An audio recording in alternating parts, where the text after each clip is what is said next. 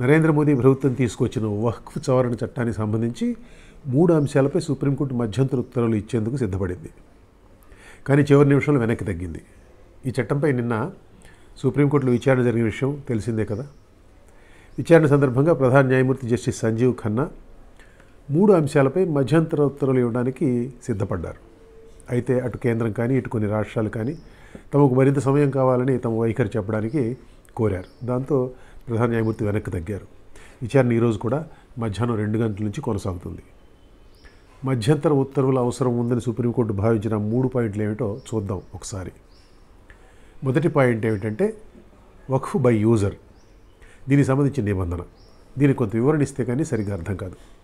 ఎవరైనా ఏదైనా ఒక ఆస్తిని వక్ఫ్ ఉపయోగాల కోసం ఇచ్చిన సందర్భంలో అది వక్ఫ్ ఆస్తి కింద గుర్తింపు పొందుతుంది. సవరించిన నిబంధన ప్రకారం అలాంటి ఆస్తులను ప్రభుత్వం డీనోటిఫై చేయొచ్చు సవరణ చట్టం ప్రకారం. అప్పుడు వాటికి సంబంధించిన పత్రాలు ఏమైనా చూపించిన పక్షంలో అది వక్ఫ్ ఆస్తిగా కొనసాగుతుంది. చూపించలేనప్పుడు దాన్ని ప్రభుత్వం స్వాధీనం చేసుకుంటుంది. దేశంలో ఉన్న అనేక ముస్లిం శ్మశాన వాటికలు, మసీదులు, దర్గాలు, మదరసాలు ఇవి ఎప్పటి నుంచో కొన్ని వందలేళ్ళు అక్కడ ఉన్నాయి. 14వ శతాబ్దంలో కట్టిన మసీదులు కూడా ఉన్నాయి దేశంలో. బ్రిటిషర్లు రాకముందు దేశంలో భూమి రిజిస్ట్రేషన్ చట్టం కానీ ఆస్తి బదిలీ చట్టం కానీ లేవు. కాబట్టి అలాంటి ఆస్తులకు పత్రాలు ఆల్మోస్ట్ ఉండవు. ఈ నిబంధన అమలైన పక్షంలో గతంలో కోర్టు ఉత్తర్వుల ప్రకారం వక్ఫ్ ఆస్తిగా డిక్లేర్ అయిన దాన్ని కూడా డీనోటిఫై చేసే అవకాశం ఉంటుంది. ఇది కూడా సుప్రీంకోర్టులో ప్రస్తావనకు వచ్చింది నిన్న, కోర్టు సంబంధించిన విషయం కూడా. దీనిపై యథాతథ స్థితి కొనసాగించేందుకు మధ్యంతర ఉత్తర్వులు ఇవ్వాలని కోర్టు భావించింది. రెండవది కలెక్టర్ల అధికారాలు.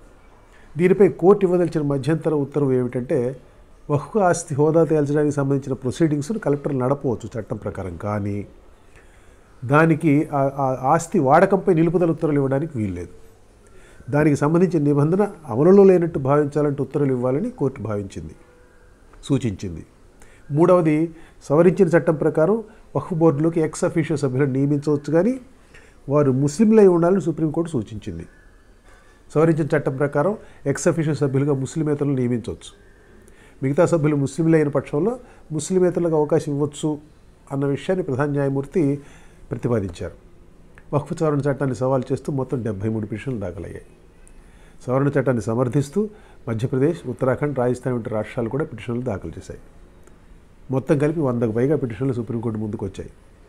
వీటన్నిటిపై నిన్న విచారణ మొదలుపెట్టారు. కపిల్ సిబల్, సీనియర్ న్యాయవాది కపిల్ సిబల్ ఒక పిటిషన్ తరపున హాజరయ్యారు.